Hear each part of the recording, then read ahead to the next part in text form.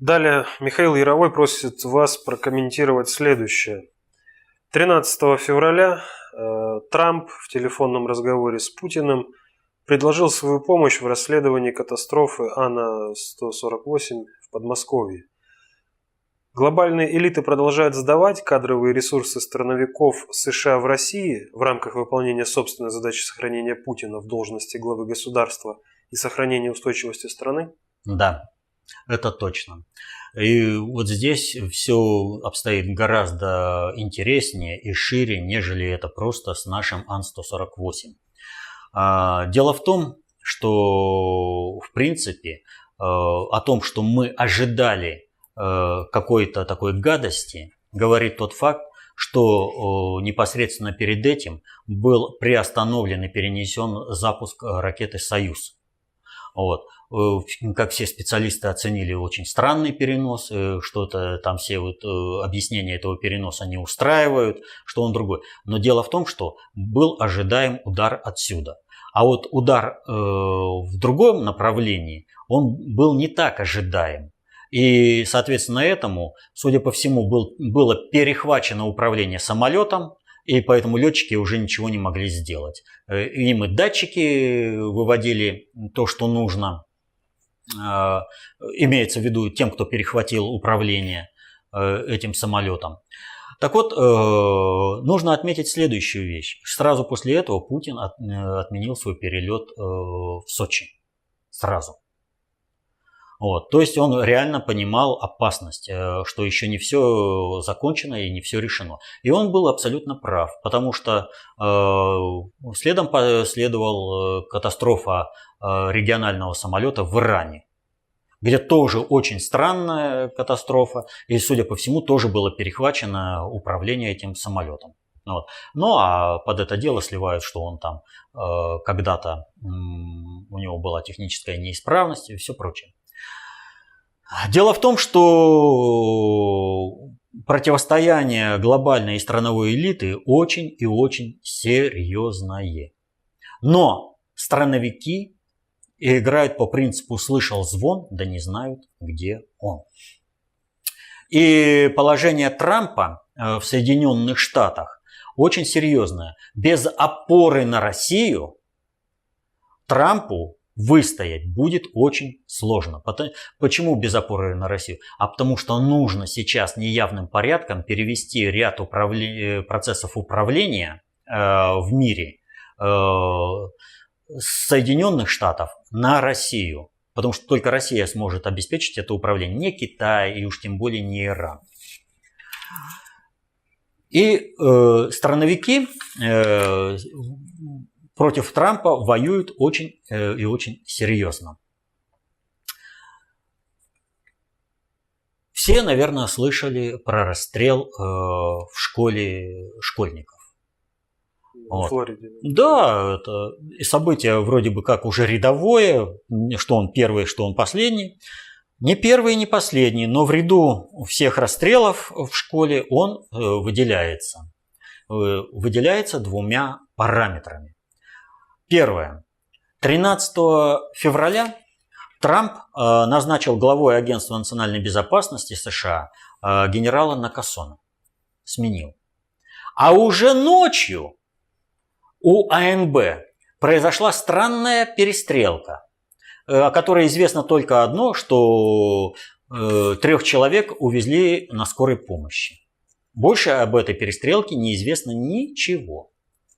А на следующий день, 15-го, во Флориде произошла вот эта бойня.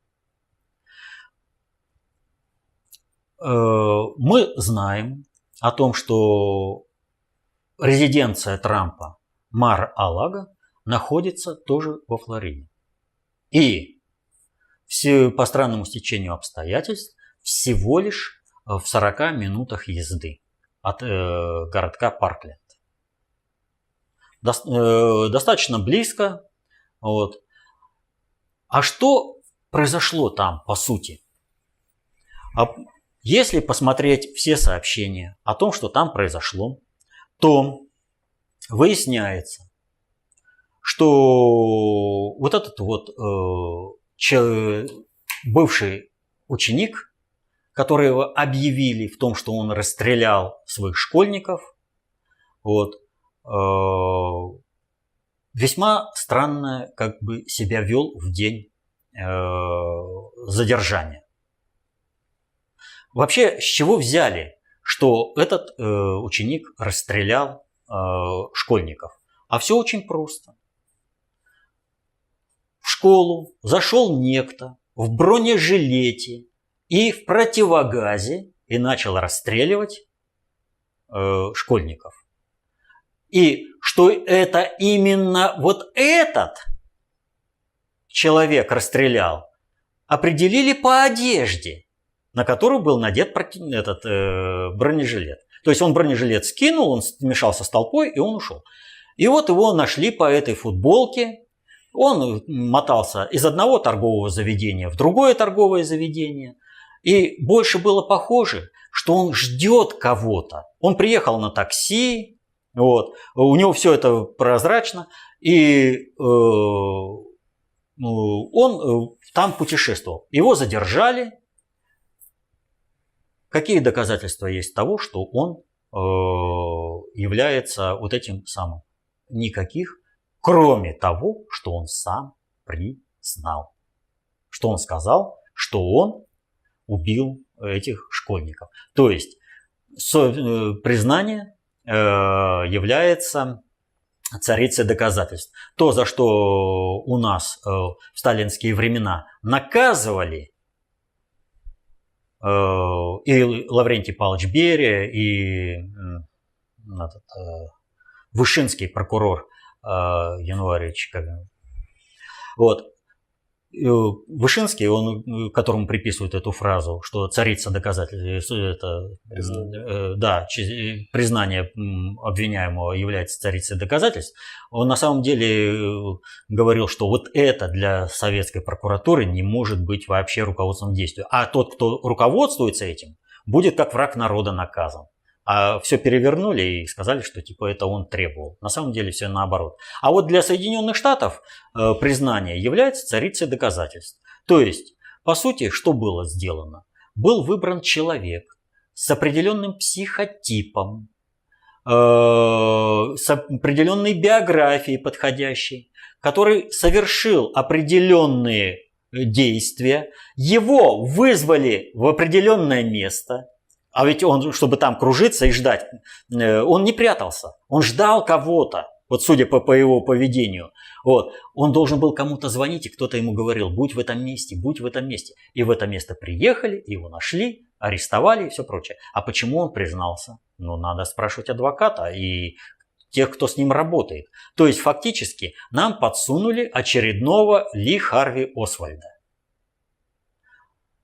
А зачем расстреляли? А затем, что вот это спецслужбистское сообщество страновой элиты США пытается показать Трампу, что его положение неустойчиво, и у них всегда найдется Ли Харви Освальд.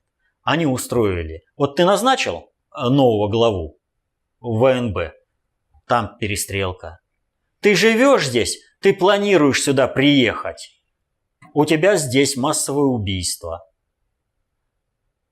Причем из всего следует, что действительно, какой бы он там ни был, но его подставили. То есть он совершил определенные действия по покупке, по информационной подготовке, но его активировали в тот момент, когда нужно было показать Трампу, так скажем, свои сильные договорные позиции. То есть давай дальше пойдем, будем договариваться, иначе мы до тебя доберемся. Поэтому противостояние, я к чему рассказываю, противостояние страновиков и глобальной элиты достигло в Соединенных Штатах пика. То есть пошли конкретные убийства, конкретные устранения. Дальше будет хуже.